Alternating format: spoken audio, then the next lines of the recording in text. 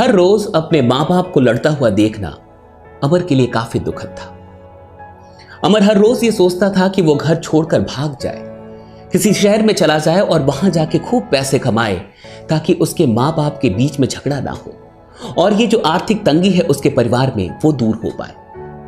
छोटी उम्र होने के चलते वो हर रोज सोचता जरूर था, लेकिन इतनी हिम्मत नहीं जुटा पाता था कि वो घर छोड़कर और किसी दूर शहर के लिए निकल पाए। लेकिन आखिरकार मैट्रिक की परीक्षा देने के बाद वो दिन आ ही गया जब अमर ने घर छोड़ने का फैसला कर लिया।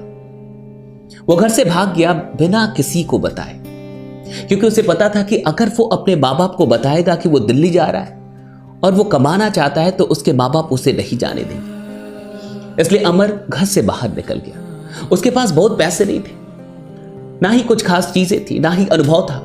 आज से पहले उसने ट्रेन देखा तक नहीं था। किसी तरीके से वो स्टेशन तक पहुंचा और वहां जाके उसने पता किया कि दिल्ली के लिए कौन सी ट्रेन जाती है। फिर वो ट्रेन में बैठ गया, लेकिन दिक्कत ये थी कि उसके पास टिकट नहीं था। टिकट के लिए जितने पैसे लगने थे वो उसके पास थे ही नहीं, इसलिए वो बिना टिकट के ही ट्रेन के अंदर चला गया। रात हुई और रात को टीटी पहुंचा। टीटी ने उससे पूछना शुरू किया कि उसके पास टिकट है या नहीं है। अमर, जिसकी उम्र काफी कम थी, वो काफी डरा हुआ था, सहमा हुआ था। उसने कहा कि उसके पास टिकट नहीं है और उसने टीटी से अनुरोध किया कि प्लीज वो उसे दिल्ली जाने दे, लेकिन टीटी मानने के लिए तैयार नहीं था। वो उससे टिकट मांग रहा था और टिकट ना होने पे वो उससे पैसे मांग रहा था कि उसे फाइन भरने होंगे या तो ट्रेन से उतरना होगा। अमर के आंखों में आंसू थे, उसे कुछ नहीं समझ में आ रहा था कि वो क्या करे, और इस चीज को एक बगल में बैठा हुआ इंसान देख रहा था। उसने टीटी से बात की और अमर के लिए जो भी फाइन थे उस इंसान ने भरे और टीटी फिर वहां से चला गया।